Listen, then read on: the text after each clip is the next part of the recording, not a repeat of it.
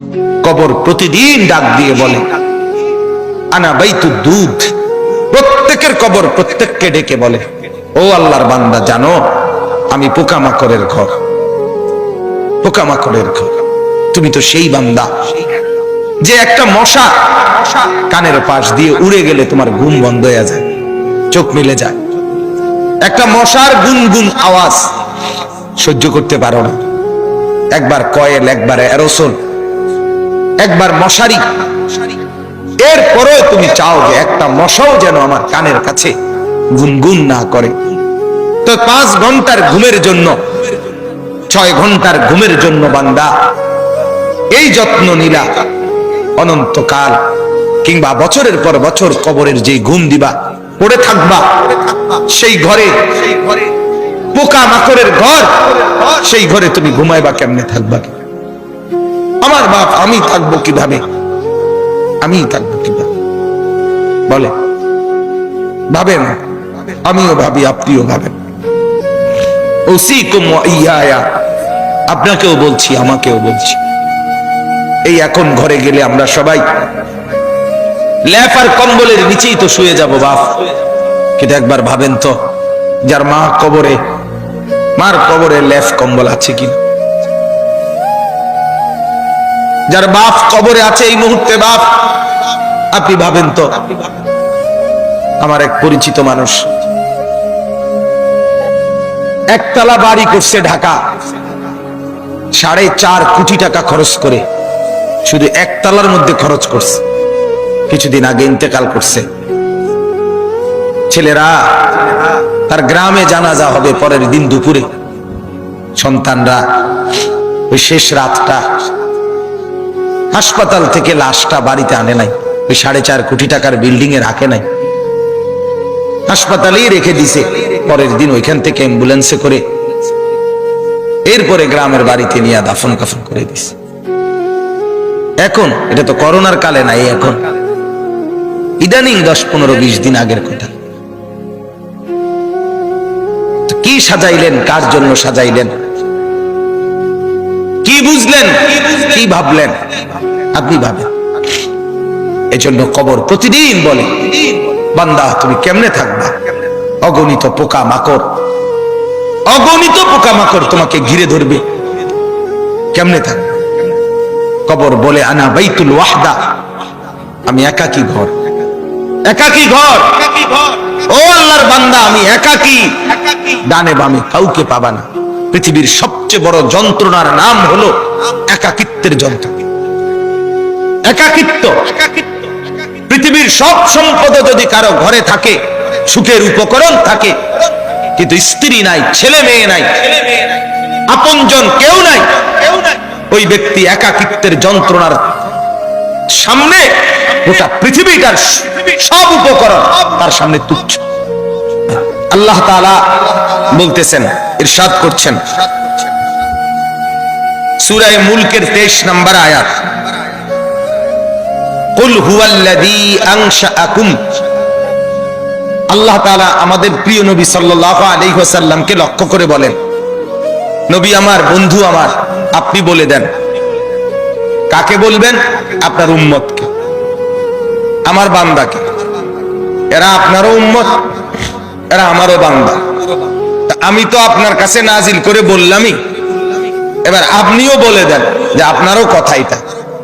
তো যখন আপনার বান্দা, আমার বান্দা বুঝবে যে এই কথাটা আল্লাহরও কথা, আমার রাসূলেরও কথা, তো এরপরে তার আর প্রত্যাখ্যান করার সাহস হবে না, হিম্মত হবে না। কারণ আমি প্রত্যাখ্যান করব কেন? আমি মুসলমান, আমি মুমিন, আমি আল্লাহর কথা ফিরিয়ে দেই কিভাবে? আমি রাসূলুল্লাহ সাল্লাল্লাহু আলাইহি সাল্লামের কথা ফিরাইয়া দেই কিভাবে? আর ফিরাইয়া দিলে আমি মুমিন থাকি কিভাবে? কথা বলেন বাপ। এই পৃথিবীতে ইনসাফের দাবি, বিবেকের দাবি, আমরা যারা মুসলমান পরিচয় দেই, আমাদের জিন্দেগীর সবচেয়ে বড় দাবি হলো আমাদের জন্য উচিত আল্লাহ এবং তার রাসূলের কথাকে গ্রহণ করা। কিন্তু বড় আফসোসের ব্যাপার হলো আমি আপনি সবাই সবচেয়ে বেশি প্রত্যাখ্যান করি আল্লাহ এবং রাসূলের কথা। সামান্য থেকে সামান্য ব্যক্তির কথাও এক ডাক্তার বলে দিছে বাঁচতে হলে আর কোনোদিন মিষ্টি খাওয়া যাবে না, 30 বছরের জন্য মিষ্টি খাওয়া ছেড়ে দিছে। এক ডাক্তার বলে দিছে বাঁচতে হলে আর চিনি দিয়ে চা খাওয়া যাবে না, আজীবনের জন্য ছেড়ে দিছে। আমাকে বাঁচতে হবে। তাহলে আপনাকে যদি শুধু হায়াতে বাঁচতে হয়, আপনাকে তো জাহান্নাম থেকেও বাঁচতে হবে। কথা বলেন না কেন? দুনিয়াতে যেরকম আপনি চাচ্ছেন আমাকে বাঁচতেই হবে, অতএব কষ্ট হলেও মিষ্টি খানা ছেড়ে দিলাম, চিনি খাওয়া ছেড়ে দিলাম, তা আপনি কষ্ট হলেও আপনাকে তো জাহান্নামের আগুন থেকেও বাঁচতে হবে বাপ। তো সেই জাহান্নামের আগুন থেকে বাঁচতে হলে আল্লাহ এবং তার রসুলের নিষেধগুলোও তো ছেড়ে দেওয়া উচিত, গুনাহ তো ছেড়ে দেওয়া উচিত বাপ। আফসোসের বিষয়, একই ব্যক্তি নিজের এই সাইড বোঝে ওই সাইড বোঝে না। এটা কি বোকা? এটা তো বোকা ছাড়া আর কিছু না বাপ। আল্লাহ তাআলা বলেন, বান্দা তোমরা তো ভালোই বুঝেছ দুনিয়ার জীবনের উপরের অংশ, কিন্তু তোমরা ভুলে তো গেছো তোমাদের আখিরাত। আখিরাত আমি বলি অনেক সময় উদাহরণ দিয়ে, এই যে এই কাগজটা 4 কালারের, এটার এই পৃষ্ঠাটার মধ্যে দেখেন তো অনেক ডিজাইন করছে, অনেক ডিজাইন, 4 কালারের ডিজাইন, চমৎকার করে এই পিঠ সাজাইছে। কিন্তু এই পিঠ খালি, এই পিঠেতে কোনো কিছুই না, সাজগোজ। তো আল্লাহ তাআলা যেন বলছে, বান্দা মাটির উপরে তোমার যেই ঘর, সেই ঘর তো খুব সুন্দরভাবে সাজাইলা, ইট বালু সিমেন্ট, ময়মনসিংহ থেকে বালু আনছো, সিলেট থেকে পাথর আনছো, 1 নাম্বার ইট 1 নাম্বার বালু, এরপরে টাইলস, এরপরে খাট পালং sofa furniture, fridge AC, dining table, চায়ের কাপ, কাচের প্লেট, লবণের বাটি, অত্যাধুনিক সাজে পুরা ঘরটা সুন্দর করে সাজিয়েছ। বান্দা এই পিঠ তো খুব সাজাইলা, তো তুমি কি জানো মাটির নিচে তোমার আরেকটা ঘর আছে, সেই ঘরের নাম তো কবর। আমার বান্দা, আল্লাহ যেন বলছে, আমার বান্দা মাটির নিচের ওই ঘর, সে ঘর সাজাইবা না, সেটাও তো তোমারই ঘর। কি ভাই, শেষ বেলায় আমার বাপ, আমার ভাই, আমার বন্ধু, রাত অনেক হয়েছে, আমি ইচ্ছে থাকলেও লম্বা করতে পারবো না ভাই, আমারও ফিরে যাইতে হবে, কুমিল্লা ক্যান্টনমেন্ট যাইতে হবে। আমি আজকে গত শুক্রবারে বের হয়েছি, এখনো পথে পথে আছি, বাসায় যাই নাই, আজকে 5-6 দিন। তো আমি বলতে চাচ্ছি আপনাকে এই কথা, মাটির নিচের ওই ঘর, সেটা আপনারই ঘর, সেটা আমারই ঘর বাপ। সে ঘর সাজাবেন না, সে ঘরে এভাবে ভুলে গেলেন, এভাবে ভুলে গেলেন। তো এই জন্য বলি, এটা যেন এমন মাটির উপরের এই ঘর যদি খাট পালং আর সোফা দিয়ে সাজে, আল্লাহর কসম মাটির নিচের আপনারই ওই ঘর সাজতে হলে জিকির আর তাসবিহ তেলাওয়াত লাগবে। এই ঘর সাজবে খাট পালং দিয়ে, ওই ঘর সাজবে জিকির তাসবিহ তেলাওয়াত দিয়ে, আল্লাহ তাআলার গোলামি দিয়ে।